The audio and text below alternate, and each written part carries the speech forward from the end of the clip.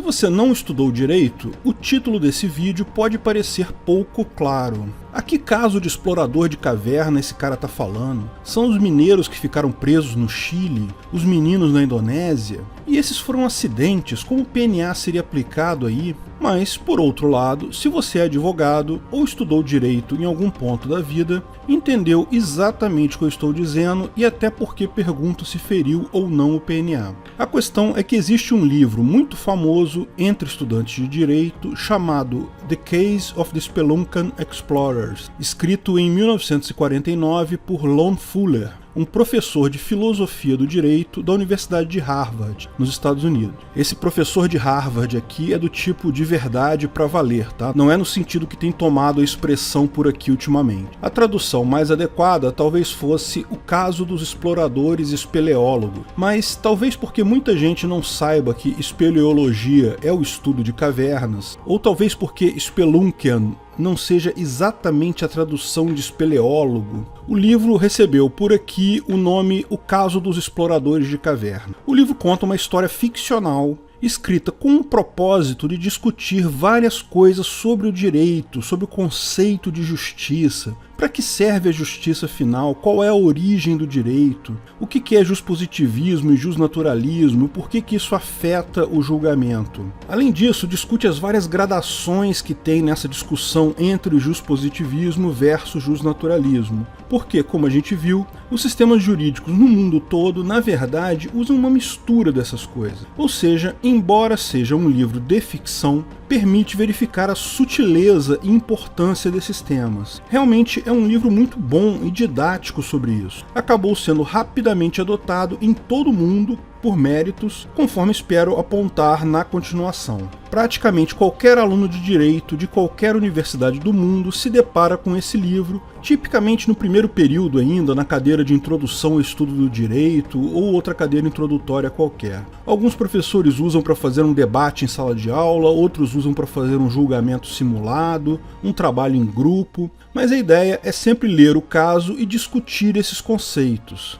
Se você procurar na internet, vai achar vários exemplos do uso do livro para ensino do direito tradicional. Mas lógico, podemos fazer isso também do ponto de vista libertário. Antes de continuarmos o vídeo, aproveite para curtir e se inscrever na página. Clique no sininho para ser avisado de novos vídeos. O caso dos exploradores de caverna fere o PNA?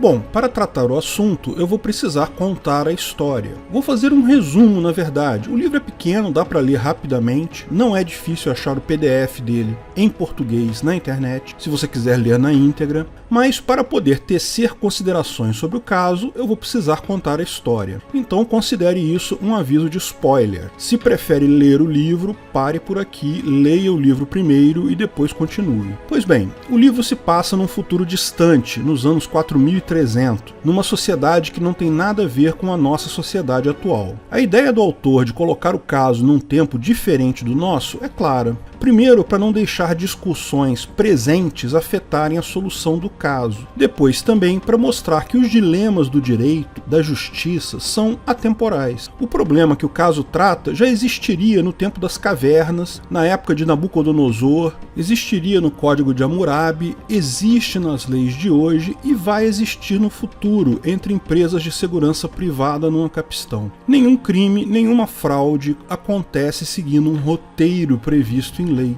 É sempre algo totalmente inesperado. Lógico, a tecnologia e o conhecimento permite amenizar o problema, mas como já expliquei no vídeo quais os limites da justiça privada, não existe justiça perfeita. A justiça sempre vai ter problemas porque lida com um número enorme de incerteza. Então, nesse ano lá no futuro, um grupo de 5 exploradores de caverna amadores, eles faziam parte de um clube de espeleólogos amadores, resolveram fazer uma excursão para uma caverna próxima. Coisa rápida, levaram comida e água para um dia só, equipamento e coisa e tal. Eles não são profissionais, mas já têm alguma experiência, então lembraram de avisar suas famílias para onde iriam, quanto tempo iriam levar, esse tipo de coisa, e avisaram também no clube de espeleólogos amadores para onde eles estavam indo, quanto tempo iam levar e tudo mais. Eles começaram a explorar a tal caverna quando acontece um desmoronamento que bloqueia a entrada da caverna. E agora eles não têm como sair e não têm como se comunicar. Estão todos fisicamente bem lá dentro,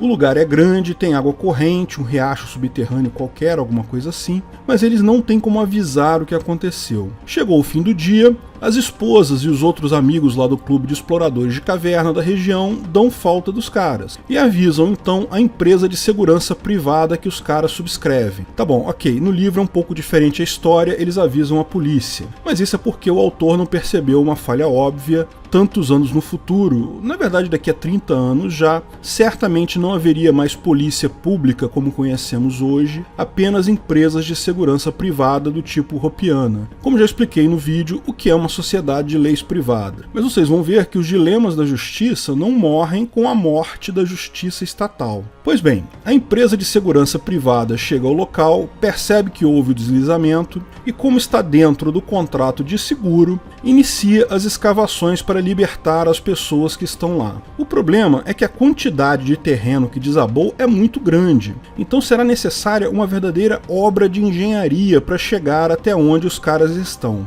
Algo similar ao que aconteceu com os mineiros do Chile, você lembra desse caso, não é? Mas tem mais algumas complicações. Primeiro que, ao começarem as escavações dessa obra, ocorre um novo deslizamento e outras 10 pessoas morrem. 10 operários que foram trabalhar nas obras para salvar esses 5 acabam sofrendo um acidente e morrendo. Foi um acidente totalmente imprevisível, mas olha que coisa, 10 pessoas já morreram para salvar as 5 que estão presas. A empresa continua a escavação até que, em determinado momento, conseguem ao menos se comunicar com os exploradores. Nisso já haviam passado 20 dias que os exploradores estavam lá. Parece que um deles tinha um radiocomunicador, mas só funcionava a distâncias curtas, ou estava quebrado e conseguiram consertar. Eu confesso que eu li o livro já faz algum tempo, esses detalhes eu esqueci. Mas não importa, o importante é que agora eles conseguem ao menos conversar com os caras. Com isso surge o nosso personagem principal da história, um dos exploradores chamado Roger Wetmore. É ele quem entra em contato com a equipe de resgate e avisa que estão todos fisicamente bem, que eles têm água à vontade, tem um rio subterrâneo lá, alguma coisa assim, mas eles estão todos com muita fome porque trouxeram comida só para um dia e a comida já havia acabado há muitos dias. Lembra, eles já estão lá há 20 dias. Daí ele pergunta, quantos dias ainda vai levar até eles serem resgatados? A equipe de resgate faz as contas e diz que vão levar ainda 10 dias para isso. E daí o Roger pergunta, será que nós conseguimos então sobreviver esses 30 dias sem comida? Lembra, eles já estão lá há 20 dias e precisam de mais 10 dias para serem resgatados, então vão ficar um total de 30 dias sem comer. Um médico da equipe de resgate aponta que provavelmente não, pois o tempo máximo que o ser humano consegue ficar sem comida é em torno de 25 dias. Então aí está o dilema. A princípio, eles estão tecnicamente mortos. Quando a equipe de socorro chegar lá, vai provavelmente só recolher os corpos. Mas daí o comunicador do Roger fica em silêncio por um tempo, depois volta e pergunta, e se um de nós se matar, será que a carne dele permitiria que os outros 4 sobrevivessem até o resgate? O médico fica um pouco assim, na dúvida, não sei o que lá, mas diz, olha, provavelmente sim, deve ter pouca carne, porque ele já está em jejum há 20 dias, pode ter doenças,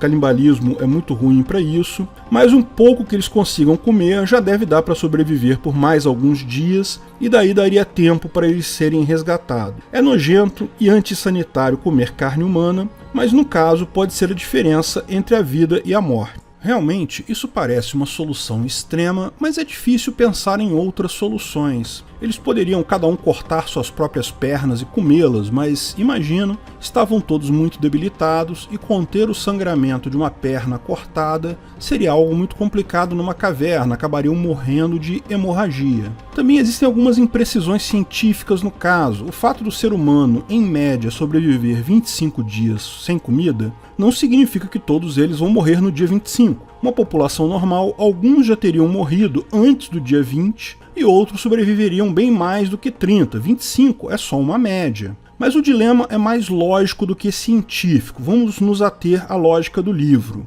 O dilema deles é que, se um morrer, os outros 4 podem sobreviver. Caso contrário, os 5 morrem no final. Bom, mas como escolher quem vai morrer? O Roger pede um conselho para um juiz, ou então para um padre do lado de fora. Ele quer saber como eles deveriam escolher quem vai morrer. Escolher o mais novo, o mais velho, o mais gordo porque tem mais comida, o mais magro porque é quem provavelmente morreria primeiro de qualquer forma. Ninguém se voluntariou para morrer. Como escolher quem vai morrer nessa situação? Mas no final, ninguém de fora da caverna quer mexer com isso, nem o padre nem o juiz falam nada. Todos ficam horrorizados com a proposta e o rádio fica em silêncio a partir daí.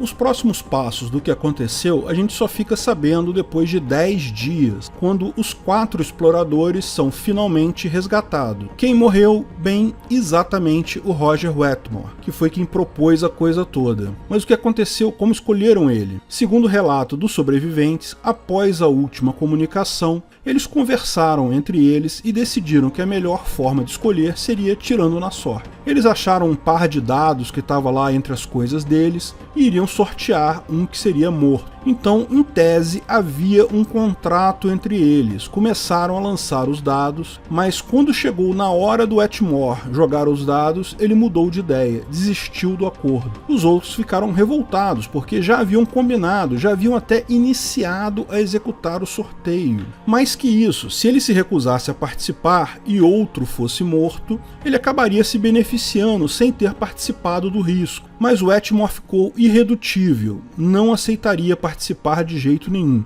Então os outros 4 decidiram, apenas entre eles, jogar os dados no lugar do Wetmore, continuaram o sorteio entre eles e no final, quem perdeu, adivinha quem foi? Justamente o Wetmore. Ele, lógico, não aceitou o resultado, mas os outros 4 julgaram que ele havia aceito o compromisso e coercitivamente executaram o contrato. Ou seja, mataram ele, se alimentaram da carne do cara e dessa forma sobreviveram até o dia do resgate. Lógico, um crime aconteceu ali. Depois do resgate, os caras foram julgados pela justiça privada da região. Todos eles tinham contrato com a mesma justiça privada e, para a alegria de alguns ANCAPs, essa justiça é do tipo olho por olho, ou seja, se você matou alguém, a pena é de morte. Eu já expliquei em outros vídeos porque eu não concordo com isso, porque eu acho que toda pena deve ser exclusivamente financeira. Veja o vídeo onde está o erro na ética argumentativa sobre isso,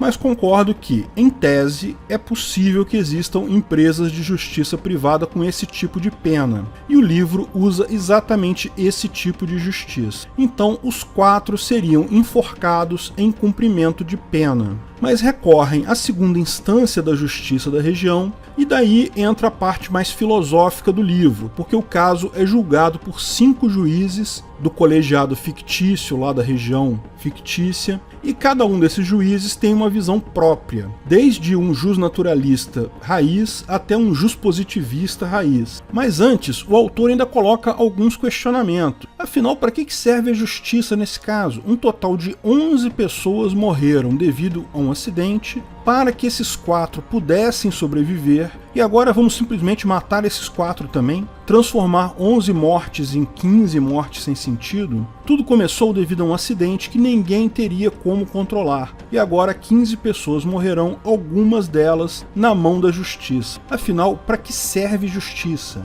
Como resolver esse problema? Mas sim, um homem foi morto pela mão de outros homens. Então, como resolver esse problema? Aqui cabe um ponto que eu costumo sempre mostrar nos vídeos. É uma visão muito comum entre pessoas de que existem pessoas do bem e pessoas do mal, e que a tarefa da justiça é simples, é só identificar. E que a tarefa da justiça é simples, é só identificar as pessoas que são do mal, colocar elas na cadeia, ou como preferem muitos, matar essas pessoas do mal. Bandido bom é bandido morto, é uma frase comum de se ouvir por aí, até em grupos libertários. Na prática, porém, o que se observa no dia a dia do direito é que não existem pessoas essencialmente do bem, nem pessoas essencialmente essencialmente do mal. O que existe é um monte de gente mais ou menos boa e mais ou menos ruim que acaba fazendo merda e gerando prejuízo, tipicamente em situações extremas, mas principalmente é muito difícil alguém saber exatamente o que aconteceu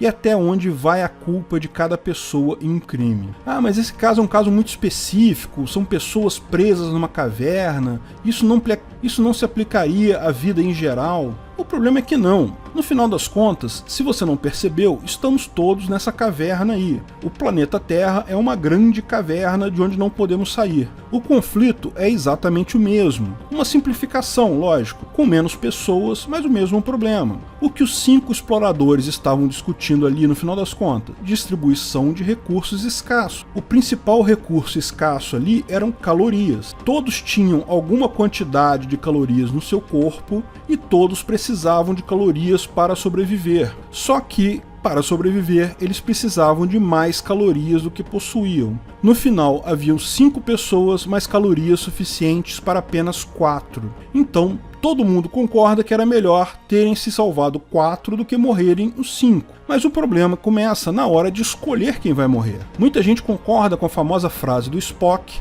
o interesse de muitos se sobrepõe ao interesse de pouco ou de um, mas é bem menor a aceitação dela quando o interesse que será sobreposto é o seu. No final das contas, esse tipo de visão leva a conflitos extremos, porque há sempre de se achar algum interesse que muita gente tem que pode ser suprido pelo sacrifício absoluto de uma única pessoa. No caso da caverna, se alguém se voluntariasse para morrer, nenhum problema. Mas, como acontece na maior parte das vezes, todo mundo quer ser o muitos cujo interesse será preservado e não os poucos que terão que ser sacrificados para isso. Então, existem inúmeros problemas na aplicação da justiça. Ninguém estava lá na caverna para saber exatamente o que aconteceu. Ninguém sabe se os depoimentos são verdadeiros, se não foram combinados entre os sobreviventes. Existem uma série de incertezas aí, mas o foco que o autor quer destacar do problema é a incerteza do direito. Qual norma deveria ser aplicada? Os caras mataram um homem. Matar alguém é errado sobre praticamente qualquer sistema jurídico de qualquer tipo. Ainda assim, parece uma morte justificada. Para demonstrar a diferença entre as visões juspositivistas e jusnaturalistas, o autor coloca os votos dos juízes como diferentes pontos do espectro entre esses dois extremos. O primeiro juiz é um juspositivista Nutella. Ele aponta que não há como fugir ao positivismo da lei. Se a lei diz que matar alguém é punível com pena de morte, então a pena de morte tem que ser essa daí mesmo, mas ele diz que se sente sensibilizado com a situação. Ou seja, é o juspositivista que percebe que aquele rabisco no guardanapo é uma besteira, mas ainda se sente preso ao guardanapo de estimação dele. O máximo que ele faz é pedir a comutação da pena, porque isso está lá na lei. Pela lei lá da agência de segurança fictícia, ele poderia pedir ao presidente da empresa de segurança a comutação da pena em prisão de 6 meses. Então ele pede isso. Repara que o que ele está falando aqui é simplesmente delegar a autoridade sobre o que é certo e errado para outra pessoa. Basicamente, jogar a lei no lixo. O segundo juiz é o jusnaturalista. É o único jusnaturalista de fato que tem nessa história. E ele apresenta 2 argumentos. O primeiro, ele assume que eles estavam sujeitos ao direito natural. Lembra? Eles estão julgando isso dentro das leis de uma agência de segurança privada que tem leis privadas que foram aceitas por todos os que subscreveram aquela agência. Mas naquele momento, eles não estavam na sociedade, estavam no estado de natureza. Estado de natureza, você sabe, é a forma com que juspositivistas xingam as pessoas livres que não pagam impostos e não gostam de lamber bota. Mas enfim, segundo a visão do jusnaturalista, no momento que fizeram o contrato, não importa os limites desse contrato, o mesmo é válido. Não se pode usar lei positiva sobre um contrato firmado entre as partes de livre e espontânea vontade. E, portanto, se foi feito um contrato e esse contrato foi cumprido, não haveria crime. Mas você que é libertário e assiste o canal já sacou que o autor do livro, no final das contas, é um juspositivista. Conhece pouco do jusnaturalismo, principalmente principalmente a impossibilidade de penhorar vontade futura. Concordo que o contrato é válido, mas também é válido o distrato. E lembre-se, o Wetmore explicitamente renunciou ao contrato antes da execução deste. Portanto, me parece claro que, mesmo considerando o jusnaturalismo no caso, não mudaria a condenação. A pena, porém, deve ser considerada totalmente descolada do que está escrito na lei. Lei não serve para nada. O segundo argumento desse mesmo juiz, ele lembra que o objetivo final da justiça é preservar a vida. Quando falamos que a ideia de ética, que é a mesma ideia de um sistema legal, de um ordenamento jurídico juspositivista, é aquele que é um sistema de normas que visa garantir a convivência pacífica em sociedade. Isso significa, em última análise, menos morte. Portanto, não justifica matar mais gente do que foi necessário no decurso do fato. Note que aqui também é claro o argumento jusnatural. Uma lei só deve ser obedecida se for justa. Se não for justa, deve ser desobedecida. Repare que, sob essa visão, a lei é apenas um guia, uma sugestão escrita. Mas a solução de cada caso tem que ser baseada no caso concreto, na visão natural da sociedade sobre aquele caso, se é justo ou não. E em jurisprudências anteriores. Isso é essencialmente jusnaturalismo. O terceiro é outro positivista, mas em sua interpretação literal da lei, ele entende que a situação do caso concreto, o assassinato por necessidade alimentar, canibalismo e etc., não estão previstos na legislação. Se algo não está previsto na lei, ele prefere se abster de julgar o caso. Isso é uma crítica comum ao juspositivismo, porque é muito comum que seja necessário interpretar a lei para aplicá-la ao caso concreto. Na verdade, a imensa maioria das vezes isso é necessário. A lei não é um script que o criminoso segue passo a passo. Você vai ter que interpretar o que ele fez com base da lei.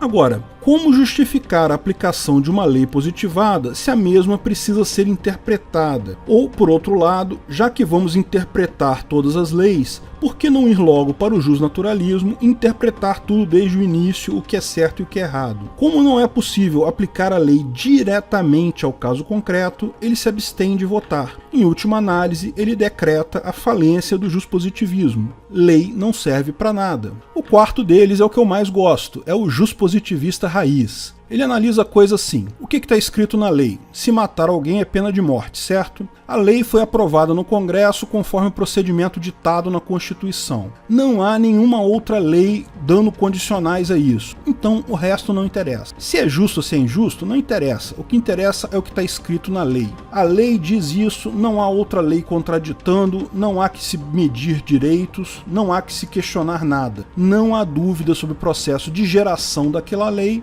não há o que se discutir, a pena é clara. Curiosamente, esse é o mais sensato dos juspositivistas, o cara que se agarra à literalidade da lei. O que é certo e errado, o que é ético, o que é moral, não interessa. Interesse da sociedade, foda-se. Tá escrito na lei, tem que ser obedecido. E dessa forma, ele mostra a outra falha do juspositivismo, que é, se tomado ao pé da letra, a lei positiva acaba por não representar as pessoas que as criaram. O quinto deles é outro juspositivista, mas é um juspositivista new wave, cabeça aberta. Na verdade, expressa a visão do autor do livro sobre o caso. No final das contas, o argumento dele é muito parecido com o segundo argumento do jusnaturalista, de que a lei precisa ser interpretada de acordo com a situação, que não se pode usar a lei diretamente, é preciso entender a realidade do caso. E ele coloca mais outras coisas do tipo: uma pesquisa de opinião da sociedade dizia que 90% da população acham que eles não deveriam ser mortos, e coisa e tal. A própria família do Wetmore não é a favor da punição. Enfim, da mesma forma, coloca a lei positiva como um mero guia. Deve ser obedecida quando essa lei escrita corresponder à lei jusnatural, ou seja, quando for, por bom senso, justa. Mas deve ser descartada quando não corresponder à lei natural, ou seja, quando, por bom senso, percebe-se que é injusta, como era o caso. No final das contas, o julgamento termina empatado 2-2, com uma abstenção, e como isso é uma corte de recurso, isso não muda o julgamento da primeira instância e os 4 acabam enforcados. Mas isso daí é só um detalhe. O importante do livro é justamente a discussão do caso sobre os vários pontos de vista. Note como o juspositivismo não resolve nada. Quando o certo e o errado são claros e óbvios numa situação, decide-se facilmente de acordo com a lei. Mas daí não precisava de lei, porque já é claro o que é certo e o que é errado. Quando o certo e o errado são nebulosos, a lei não ajuda em nada, porque se torna impossível segui-la sem interpretá-la, ou seja, sem enxergar o certo e o errado da forma jusnatural. Ou seja, de uma forma ou de outra, a lei positiva não ajuda em nada.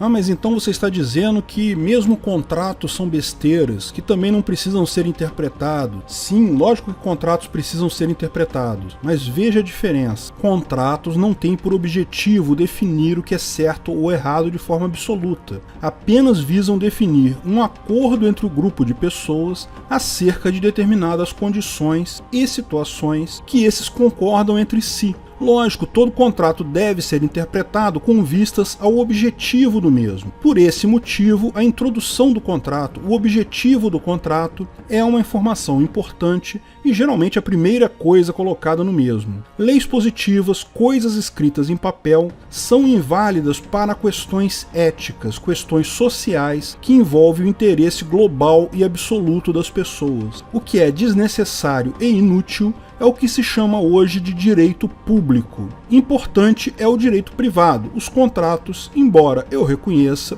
podem haver linhas tênues entre as duas coisas. O próprio exemplo mostra isso. Os defensores do juspositivismo de vez em quando levantam outras justificativas. A grande justificativa para o juspositivismo é a questão da segurança jurídica. Pessoas precisam planejar seus negócios, as suas ações, e ajuda muito ter um manual de instruções com um monte de regrinha escrita sobre o que é certo e o que é errado. Se o certo e o errado dependem de um bom senso, de uma coisa subjetiva, como planejar um projeto, como realizar uma ação e ter certeza de que ela não vai ser considerada um crime mais adiante. O que iria impedir um juiz de julgar contra você? Precisamos de leis escritas certinhas justamente para evitar a insegurança jurídica. Mas esse papo de usar juspositivismo para dar segurança jurídica é a típica solução estatal de quebrar suas pernas e depois te dar uma muleta. No caso, como vimos, uma muleta quebrada, porque não funciona. Todo o problema da segurança jurídica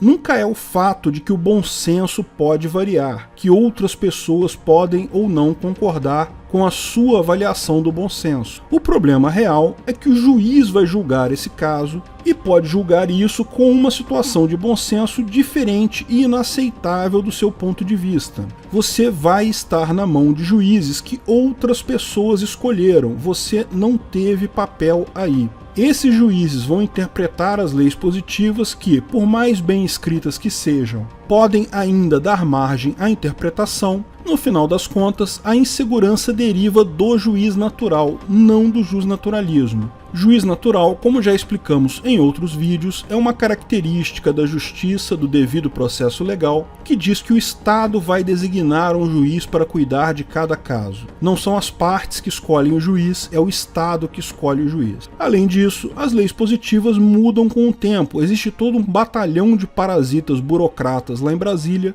parindo milhares de leis idiotas todos os dias. E você não pode escolher quais dessas leis se aplicam a você. Tanto quem escreve as leis quanto quem interpreta as leis tem um poder enorme na sociedade. Porque eles escrevem boas leis, porque tomam boas decisões? Não, porque eles têm o poder da coação. Eles têm a força nas mãos. Daí que vem a insegurança jurídica. Porque saber o que é certo e o que é errado é muito simples. O problema todo são os políticos que inventaram milhões de leis aleatórias e juízes obrigatórios coercitivos que julgam conforme seus narizes estão coçando naquele dia. Isso é o que gera a insegurança jurídica. Então, os governos prometem leis melhores e mais específicas e vão criando mais e mais muletas quebradas em cima de muletas quebradas, sem nunca resolver o problema. Países com mais tradição jusnatural, por exemplo, países que usam a common law, têm historicamente uma segurança jurídica muito maior,